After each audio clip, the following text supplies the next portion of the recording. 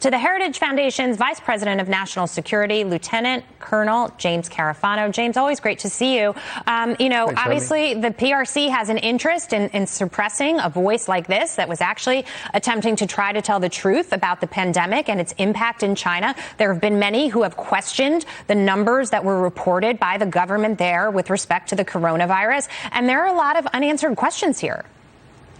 Well, this again is a really powerful reminder of the fundamental premise of how the Chinese regime operates under a concept they call civil military fusion, which means that every instrument, not just of government, but every instrument of the power of the country is subservient to the Chinese Communist Party and serve the interests of the party. And the primary interest of this party is the maintenance of its own power and expansion and power and authority.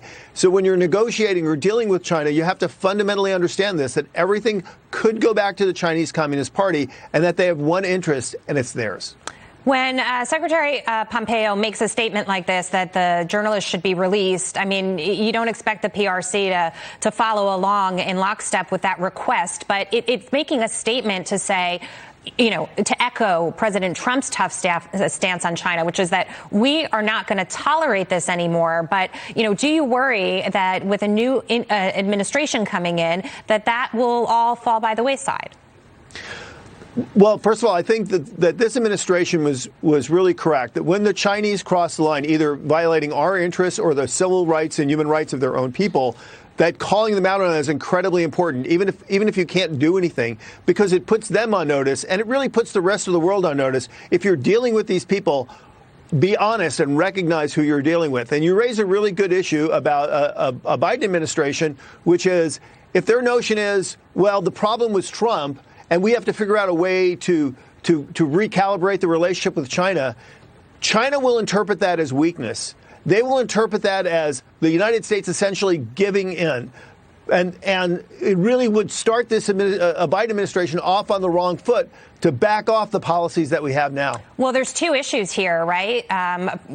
President-elect Biden was formerly Vice President Biden under an Obama administration that really did not take a tough stance at all. So you wouldn't be surprised if the leaders in China are sitting back and saying, oh, here we go again. They are going to be lax. And then I was talking to Gordon Chang this week, who said typically an incoming administration has sort of a cooling off period, as you mentioned, to recalibrate. It could be 12 to 18 months. So China's saying we've got some time to kind of get our ducks in a row here and recalibrate ourselves, because President Trump did hit them pretty hard. So this administration, a Biden administration, would start off with a number of strikes against it. One is it's bringing back all the Obama people. So in a sense, it's Obama 3.0, and their policies demonstrably failed. So bringing back the same people who implemented failed policies, that doesn't start you off in a good place.